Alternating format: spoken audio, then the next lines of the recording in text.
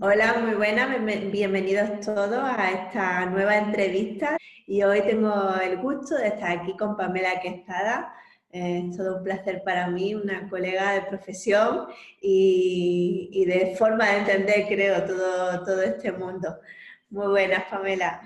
Muy buenas, Elena, y el honor es mío. Estoy muy contenta de que podamos colaborar y súper honrada de poder participar y espero que esta conversación sea un aporte para todos los que nos están escuchando hoy día. Segurísimo que sí. Además, ¿sabes otra cosa que me encanta? El cómo este mundo de Internet nos acerca, ¿no? Sí, ¿Cómo podemos tener esta conversación tú y yo con todo un océano inmenso de por sí, medio? sí, es increíble, es Es increíble. increíble. Sí. Bueno, Pamela, pues cuéntanos un poquito de ti. ¿Cuántos años llevas en la profesión? ¿En qué estás especializada? Ok, Cuéntanos un poquito. perfecto. Bueno, como ya quizás habrán notado por mi acento, soy chilena y me gradué hace 10 años y luego bueno, me especialicé en psicología clínica y luego de mucho tiempo de tener estos problemas de trabajar largas horas, sentir que mi trabajo no era valorado, cancelaciones de pacientes, que es lo que vamos a estar hablando hoy día acá, quise dar un vuelco y desarrollé una metodología de trabajo que hoy es la manera en cómo ayuda a otras psicólogas también a poder de alguna manera llegar a más personas, poder ser más efectivos con su trabajo y al mismo tiempo tener un mayor retorno económico y mayor disposición de su propio tiempo, dándose a conocer de manera profesional, ¿sí? Entonces soy mentora de psicólogas, ¿sí? Estupendo, yo creo que es lo que, bueno, pues que cuando iniciamos en la profesión realmente necesitamos saber, ¿no? De gente que está más, pues que ha hecho un recorrido, ¿no? Siempre comento, ¿no? Se puede aprender o bien equivocándonos muchas veces o bien aprendiendo de alguien, ¿no? Que es mucho Claro. más rápido, Más sobre todo rápido. más rápido. Absolutamente, sí, totalmente. Bueno, pues nos centramos un poco en el tema que nos ocupa y, Uh-huh. y te pido por favor que nos cuentes en qué consisten para ti los límites en una relación terapéutica o lo que muchos llamamos el encuadre terapéutico. ¿Qué es para ti? ¿Qué características tienes que tener? Ok, perfecto. Bueno, el encuadre terapéutico es la piedra angular de todo tratamiento, como ya me imagino que todos saben, porque cuida algo que es fundamental, que es la relación de uno a uno, o si estás trabajando en un grupo, todo el grupo, y el poder establecer esa relación de antemano permite también que la persona se pueda desenvolver con mayor libertad, y tú también. Entonces, para mí me parece que es el pilar de algo que no solo te cuida a ti, sino que también cuida al paciente, porque si tú eres claro respecto de con cuánta anticipación se puede cancelar la hora, o qué pasa si se cancela la hora sin avisar, o por qué medios te puede contactar la persona, etcétera, la persona está en un vínculo que para mí es como que se puede mover con mayor tranquilidad, que es mucho más, digámoslo así, como más sano, más de la línea neurótica, ¿no es cierto? Versus otras puestas de límite que no son claras, donde a veces te doy espacio y a veces no, y eso genera mucha ansiedad. Por lo tanto, me parece que también el encuadre es una posibilidad de sanar en el otro, a través de un modeling, la puesta de límites, que me imagino que es algo que todos los seres humanos tenemos alguna que otra problemática. Y para ti, ¿qué aspectos tenemos que detallar en ese encuadre, ¿no? Porque, bueno, muchos compañeros se preguntan, ¿no? Y bueno, ¿y qué pongo, no? Es un Sí, documento y ¿qué pongo exactamente? exacto, súper. Bueno, en el documento, por lo menos que yo entrego y que sugiero que las personas entreguen, se detalla el valor de la sesión, el método de pago, si es que, por ejemplo, tú vas a cobrar por sesión, a través de qué método, si es antes de la sesión o después, si cobras por paquete de sesiones, también cuál es la duración de la sesión y cuánto tiempo antes la persona puede cancelar la sesión sin que ésta sea cobrada. ¿Ya? Porque hay muchas, la gran mayoría de las personas lo que están haciendo ahora es que cobran la sesión si es que la persona no cancela antes de 24 o incluso 48 horas de anticipación, ¿sí? Además, está preestablecido, me parece que es súper bueno consignarlo, cómo es que nos vamos a comunicar, ¿bien? Porque hay algunos pacientes, por ejemplo, que pueden comunicarse con uno a través de email, o incluso hay personas que abren la posibilidad de llamados por teléfono o de mensajes por WhatsApp, y eso está súper bien en el caso que sea delimitado. Por ejemplo, yo tengo consignado que los viernes, después de las 2 de la tarde, ya no estoy disponible, ¿sí? Porque tampoco trabajo con una población que esté en riesgo, ¿bien? Pero quizás hay un otro que esté con una población que esté más en riesgo, que tenga, por ejemplo, ideación suicida, y yo antes lo que hacía era pedir un contacto en caso de urgencia. Entonces la persona, cuando yo le enviaba un contrato terapéutico donde le pedía un contacto y un número de teléfono en caso de urgencia, ¿bien? Nunca lo utilicé, ¿sí? Pero a mí me daba una tranquilidad tremenda. Entonces son ese tipo de cosas que, por supuesto, que puede ser que la persona, por ejemplo, tenga un accidente de algún familiar o una situación súper especial y tenga que cancelar la hora, ¿ya? Eso quizás pueda ser conversado, pero ya por lo menos tienes el documento, ¿bien? Entonces, el documento te permite que no quede para, me lo dijiste y no me acuerdo, sino que es mira, me lo enviaste, acá está, de hecho te pedí que me lo reenviaras con un nombre de algún familiar y su nombre de contacto. O sea, hay un intercambio de información que te permite luego poder hablar acerca de si es que hubo alguna ruptura, con algo que no queda para la memoria, sino que está ahí escrito. Sí. Estupendo. Y Pamela, ¿cómo nos afecta a los terapeutas cuando ese encuadre no es respetado por nuestro cliente? No. Lógicamente no lo hacen queriendo, lo hacen desde sus propias dificultades, pero Sí. ¿cómo nos afecta, ¿no? Y Sí. eso que nos afecta, ¿cómo no lo podemos trabajar, ¿no? Ese paciente que te cancela las sesiones continuamente. Okay. ¿Qué hacemos? Sí, súper buena pregunta. Creo que hay dos maneras de abordarlo. Una en el momento y otra previniendo. Entonces, voy a hablar primero del momento, ¿sí? En el momento, obviamente que uno puede reaccionar de dos maneras. Uno con rabia hacia el otro, ¿no? Y otra introyectando la rabia y teniendo pensamientos más del tipo, no me valoran, no soy bueno en esto, etc. ¿Sí? Entonces, claramente que actuar de manera rabiosa no tiene ni un sentido, ¿ya? Entonces, si es que la actitud es más bien rabiosa, ¿ya?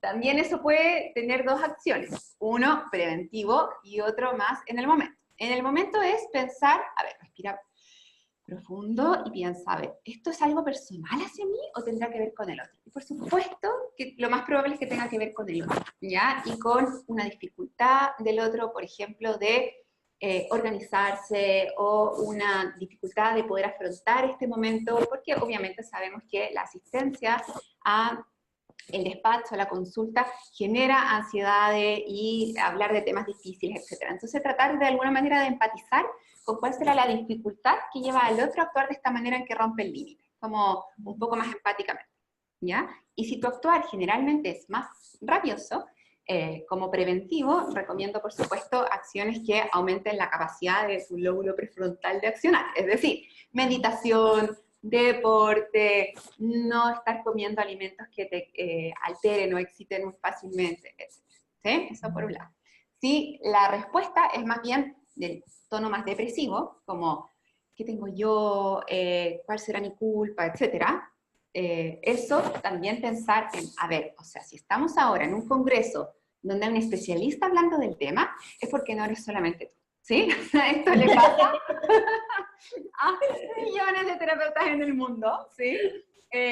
Y no eres el único o la única, ¿bien? Por lo tanto, hay muchas cosas que se pueden hacer, ¿bien? Y entonces, ahí, lo primero siempre es lo que yo trato cuando la persona deja de asistir a una sesión que hemos convenido anteriormente, es que lo primero es, yo mando un mail, y si el mail no respondió durante unas horas, yo llamo por teléfono, ¿sí? Y siempre desde suponiendo que a la persona le pasó algo, ¿sí? No no suponiendo que la persona se quedó viendo Netflix y me dejó plantado porque sí, ¿no? Sino que como suponiendo que hay una buena razón para aquello, ¿bien? Pero preocupándome, mostrando una preocupación. Y tomando el tema. Entonces, si es una primera vez, pidiendo una explicación, qué te pasó, mira, según el contrato es esto, tú sabes si, cuáles son las consecuencias. Yo recomiendo, si la persona es de un corte un poco más borderline o límite, poner el límite y de todas maneras cobrar la sesión, ¿sí? Porque súper importante, sobre todo en estos casos, que el setting sea lo más encuadrado posible, ¿bien? Ahora, si es que estás frente a un paciente mucho más neurótico, más obsesivo, que se muere de la vergüenza y la culpa por haber hecho esto, tiene una buena razón, ha pasado hartas sesiones, puede ser que no cobres esta primera vez, ¿sí? Yo en estos casos creo que ahí estoy... Esa flexibilidad, ¿no? Uno más flexible, ¿sí? Creo que está bien verlo cada caso, pero sobre todo para los que traspasan el límite, es muy importante ser mucho más estructurado. Eso en el momento, ¿bien? Ahora, pensando en ámbitos más preventivos, ¿ya? Aquí, cuando uno le cancela mucho la sesión, puede tener que ver con dos cosas.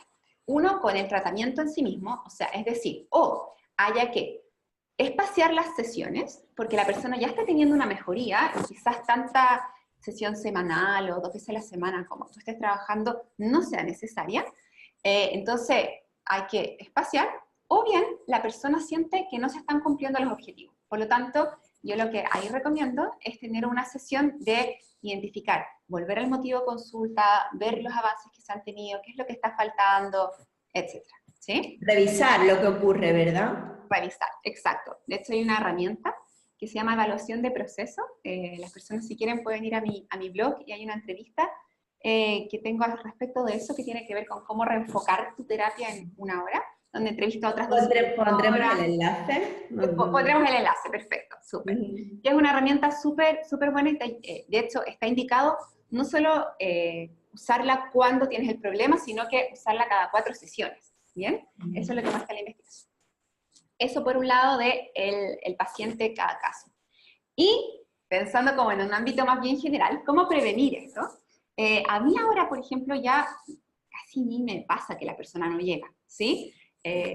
Y es porque en la medida en que tú estés trabajando en una temática muy especializada, donde tu valor hora sea algo que a la persona le implica un gran compromiso y donde ellos te ven como alguien valioso, casi un poco difícil de acceder a veces, es muy difícil que te dejen plantado, ¿bien? Entonces, también es importante trabajar en cuál es tu marca personal, no ser un commodity, ¿bien? Es como, siempre doy el ejemplo del azúcar.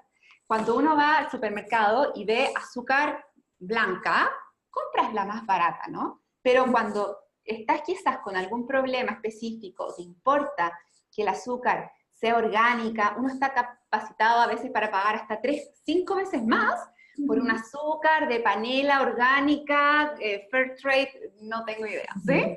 Sí, sí.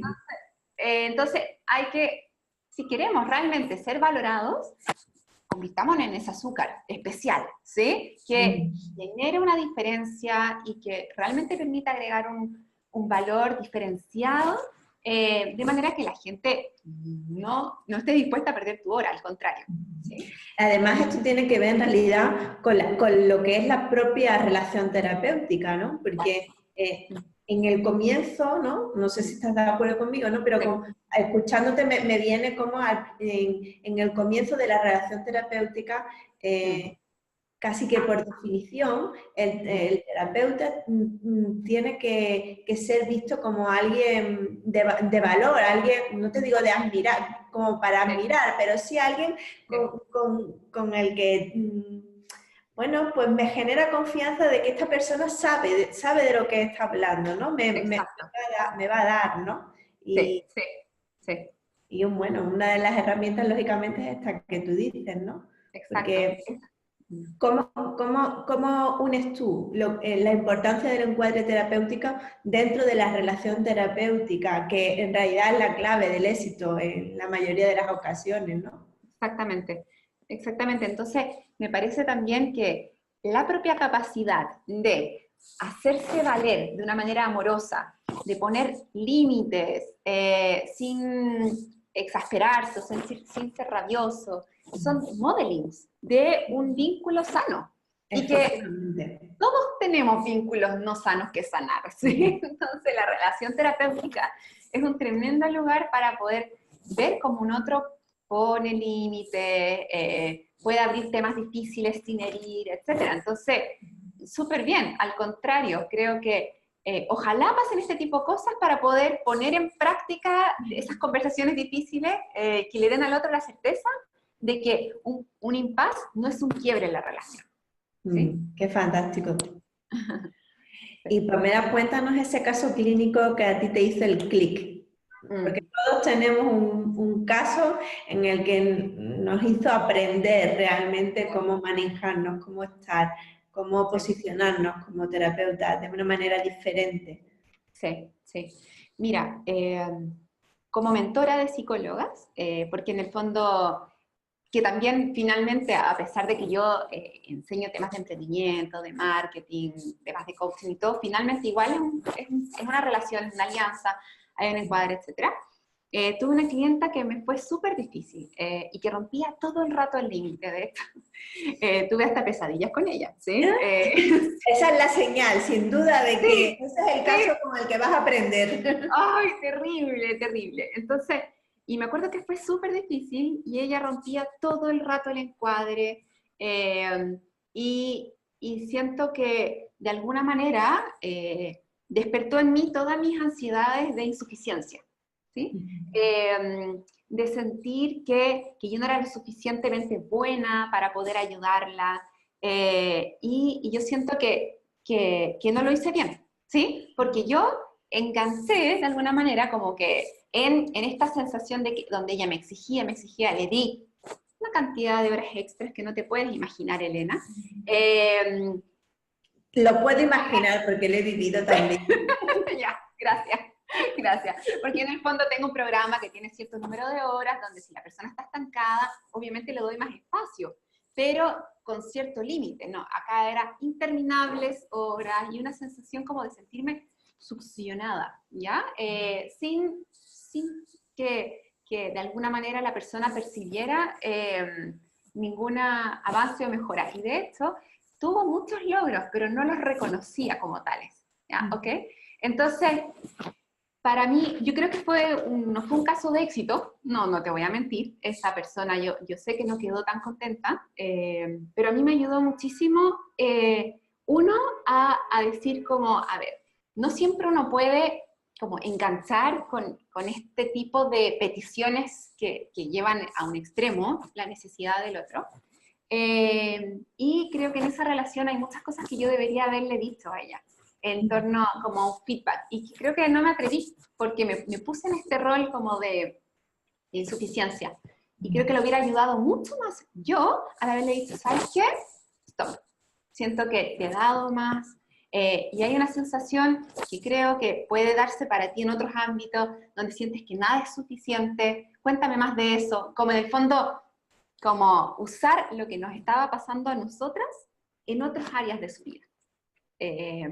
Y eso en el fondo fue mi aprendizaje, pues lo vi en terapia, como que en el fondo enganché mucho en su necesidad y hubo ahí un tremendo aprendizaje mío de poder escuchar más eso, no siempre ceder ante la exigencia del otro.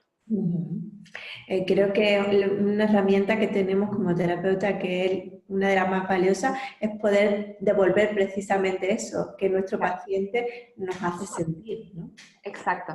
Exacto. Y cuando me hizo sentir insuficiente, tocó una herida muy profunda.